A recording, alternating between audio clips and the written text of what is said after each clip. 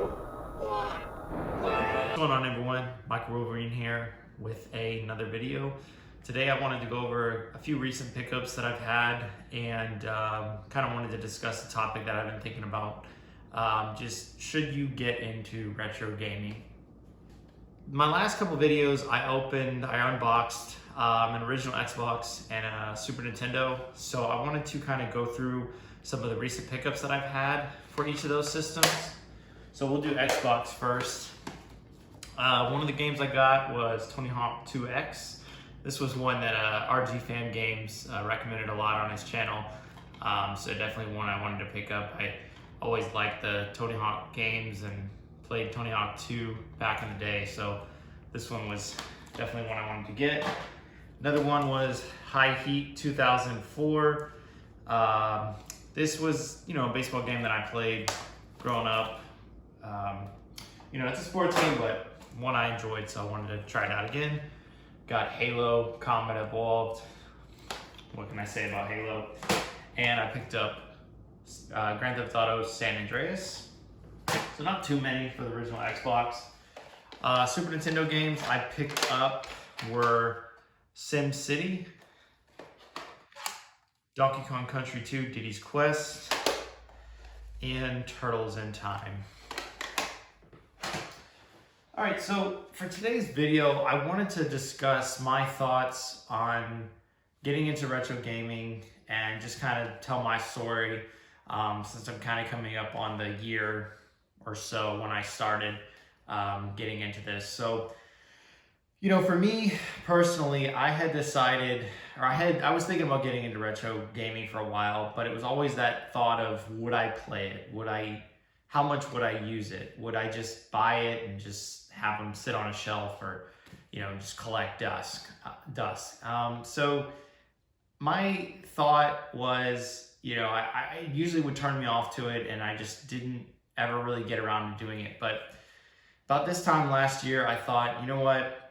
I think I'm gonna get into it. I'm gonna pull the trigger. I'm gonna go for something and just see what happens. And so about a year ago, I bought a Nintendo Gamecube, and what I found is that I've actually gotten more into playing retro games than current gen. And I didn't really expect that. I thought, I would obviously play it initially when I got it, but I didn't realize I would jump into it so hot and heavy. But what I found is just, obviously having nostalgia for it helps. And then whenever you purchase a new system or an old system that has the full game library out already, it really opens up like a Pandora's box of like all these different games that you can play and you have access to. So I really got into it. And as you can see behind me, my Gamecube collection has gotten pretty extensive. It's not huge by any means, but I do think it is pretty solid. And there's a lot of games that I have already played through or I want to play through at some point. So I'm pretty happy with my collection, but obviously we'll still be picking up some more games here and there when I do. So for you watching this video who is debating about getting into retro gaming, I wanted to give you kind of my pointers and my thoughts about, for things for you to think about before you jump into it. I think with retro gaming, it is a little intimidating because you see all these people on YouTube who have these huge collections and all these systems and all this kind of stuff. And I'm not putting anyone down who does. I think that's awesome. It's your own collection. There's no right and wrong way to do it. However you want to do it is great. But I will say it is intimidating starting out. But what you do is you just have to take it slow and you have to enjoy the process, enjoy the hunt, and just don't rush into it. Don't feel like you have to get everything. Just find the one system or the one game that you want and then go for it and then go from there. So that would be my first advice. If you're deciding, okay, I want to get into retro gaming, where do I start? Well, my recommendation is find that one system that has that one game that you absolutely have to play. And that's the first one you got to play. And for me, mine was this one, Paper Mario 1000 Year Door. So that was the must one I had to play. So I picked up the GameCube. I actually didn't even get that game right away. I picked up a few others, and then eventually I got Paper Mario. But, you know, I think that's where you start. So if that's a PlayStation 1 and you want Castlevania Symphony of the Night, or, you know, something like that as an example, just go for that system, go for that game, and just go from there.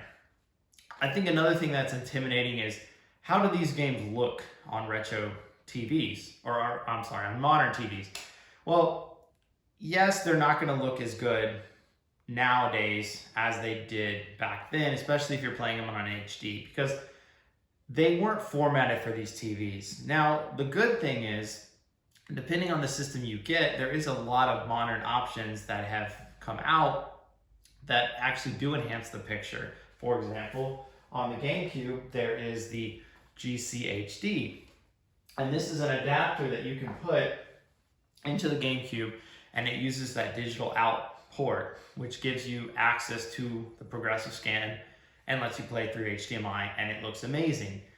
Now, some of the other systems don't have those things, but they do have some adapters, and as you get a little closer to current gen, the systems start to get better and better looking. But I think with retro gaming, if you go back to play these games, you aren't playing them for the graphics. I think you're playing them for the experiences and the gameplay. And when you go back to 2D games, they hold up a lot better than 3D. It's just a more aesthetically pleasing graphics, and it just looks better. Early 3D, you know, has a lot of limitations, a lot of problems, but, you know, again, if you're going back to play like the N64 or the original PlayStation, you're probably not playing it for the graphics, you're playing it for the experiences. And some of those experiences you can't get in modern gaming, in my opinion. The other thing that can be intimidating is the pricings. So a lot of these retro games can be outrageously expensive. And I think that is intimidating, and something that I've struggled with at times. Is just, you want these games, but they're just so expensive, and you don't have the money for it right away, or you're just like, I don't know if I'm ever going to be able to get this game. And even if I can, you know, afford it, how can I justify spending $100, $200, $300 on one game? Well, you don't have to. There's not a set way of oh, you got to get all these games to have that, you know, collection, you know, have the collection, right? You can get any game you want, and there really is no right or wrong way to do it. But one thing I will say is, you can always find deals on games. Now, granted, you're not going to find these crazy, like, you know, you're not going to find Earthbound for $20, okay? But you can find games that are on the high end and get them a little bit cheaper. You just have to be patient and maybe search for them on eBay, you know, periodically, or save searches on eBay, so whenever a new one pops up, that listing, you know, if it is lower, if it's priced lower than a lot of the other ones, you can jump on it before somebody else does. So that's a whole other topic for another video, some tips and tricks I have for eBay. But I think with retro gaming, again, there's not a right and a wrong way to do it. It's really what you want and how you feel comfortable collecting, and what you know, are passionate about. I think a lot of times seeing these huge game collections, it is intimidating because it takes so much time to get there. And so you can feel overwhelmed and feel like, okay, I gotta rush, I gotta get all these different games all, you know, so quickly. And you really don't. You know, take your time, buy the games you want to play, buy the games you want to have, and just enjoy the process. And if you get to the point where you have a full game collection, great. If you don't, that's okay too. Personally, I don't want a full game collection. I don't really feel like I need a whole set of games for one system. Every game that I buy, I try to buy it with the intention of playing it. I haven't played every game I own, but I do intend to play them. And when I purchased them, that was my thought. So I think it's just how you want to do it. If you want to get every game for the system, great. If you just want to get the games you want to play, great. And I do think there is something that should be said about having a smaller game collection, because if you have 300, 400, 500, 600 games, it's just, we don't have enough time in the day, in our lives really, to go through all those games. So to me, there is something to be said about a smaller game collection that you can actually spend time with and, you know, invest time in to actually play the games and finish the games. And so that's another thing that I've found is I've noticed myself slowing down a little bit on purchasing games at times because I'm like, I have quite a bit of a backlog. I'm going to try to play through this one. And then maybe when I play through that, I'll get the sequel, or I'll play through these games and then I'll start buying a few more. So I still acquire games on a regular basis. I don't want to say like I've completely stopped, but I do purchase games in I would say a slower pace than I may have when I first started. But I just think with retro gaming, if you have any nostalgia for them and you really thought, man, I just really want to play that game, I highly recommend getting into it. I think the games just hold up. The classics do. Obviously there's going to be some in there that don't. But for the most part, those classic games for those classic systems still hold up. And there's a reason those games and those series are still being made this day and age.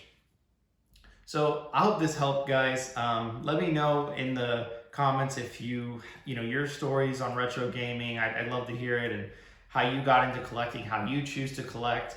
And I appreciate you guys checking out the video, and I'll see you guys next time.